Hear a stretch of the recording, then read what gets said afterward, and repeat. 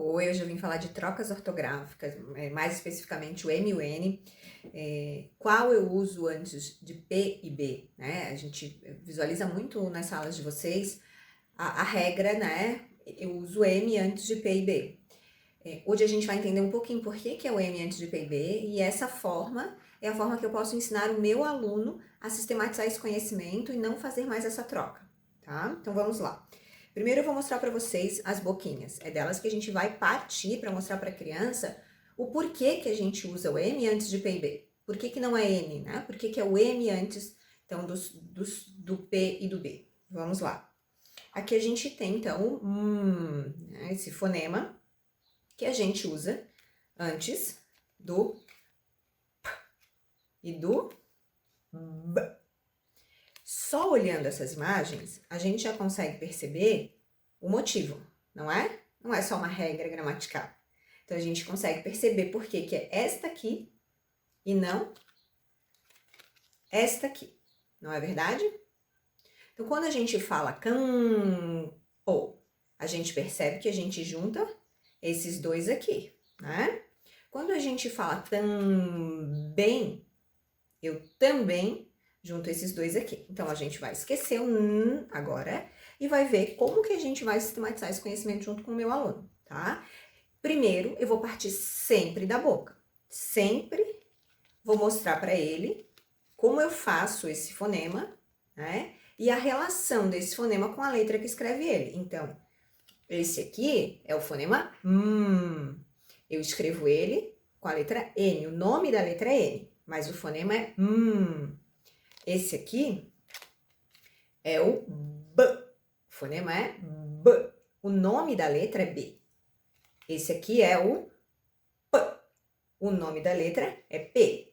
Então, trabalhei essa questão fonoarticulatória, né? Trabalhei essa consciência fonoarticulatória, eu vou sistematizar com atividades. Eu não começo com as atividades, eu começo mostrando para ele como eu produzo esse fonema e qual a letra, qual o grafema que escreve esse fonema, tá? Então, sempre vou partir das boquinhas. E aí, a gente vai fazer o nosso tão falado banco de palavras para deixar na sala exposto para a criança ter uma visualização constante disso, né? Não só da regra, mas do porquê dessa regra, para que ela entenda e não tenha mais dúvidas na hora de escrever uma palavra que tenha, né, o M antes de P e B. Então, vamos lá? Eu já preparei aqui, a gente vai fazer o nosso quadro. Então, trabalhei toda a questão fonoarticulatória, né, com as crianças. Eu tenho tanto P, a letra P e a letra B aqui, eu vou mostrar para vocês a diferença. Então, P, ele é surdo, não tem aquela mãozinha aqui embaixo, que é este aqui, ó. P. Não bota a mão aqui, como a gente tá vendo nesse, porque esse é sonoro. B. Essa é a diferença entre eles, de surdo e sonoro, mas isso vem em um outro vídeo, tá? Agora a gente vai focar mesmo na questão fonoarticulatória do porque antes de P e B é ele. Então, vamos lá. Eu vou trazer essa referência para as crianças, né? Então, eu vou botar e vou colocar, depois eu chego perto para vocês verem, tá? O P e o B, para que elas façam essa referência. Eu posso fazer assim também, ó. Não sei se vocês vão ver aqui, ó. Tá? Então, eu coloco eles, e aí eu coloco a letra que escreve, né?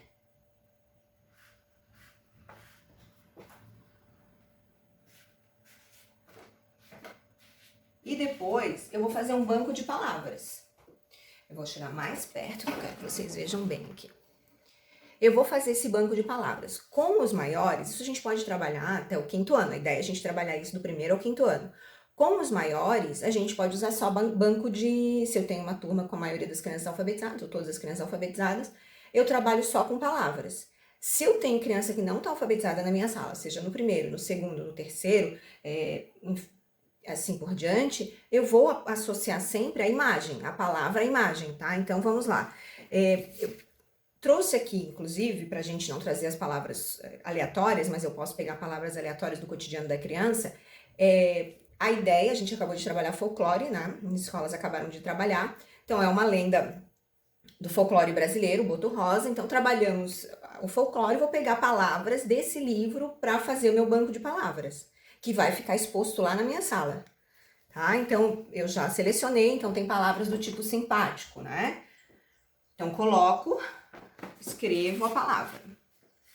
Essa é uma forma de trabalhar, tá, gente? Porque a gente também pode fazer um banco de palavras comparando o e o n, e fazer jogos com isso, mas eu vou deixar isso para um outro vídeo.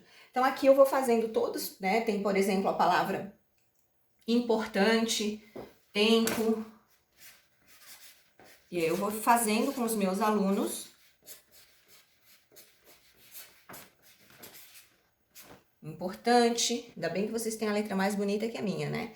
Também é outra palavra que tem nesse texto que eu selecionei, que é o do boto. E assim a gente vai chamando a atenção da criança, por que é o M antes do P?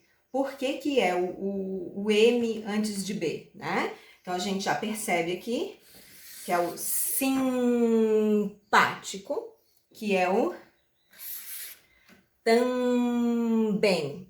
Eu sempre vou fazer isso que eu acabei de fazer aqui, vou reforçar essa pista, tá? Para a criança perceber a característica, eu vou pedir para ela repetir e mostrar como é que se faz e sempre relacionar o grafema que escreve, tá? E aí, claro, vocês vão fazer um painel muito mais bonito que o meu e vão deixar exposto na sala de vocês para que a criança visualize isso, que é antes do P e antes do B, tá bom? Obrigada, um bom trabalho.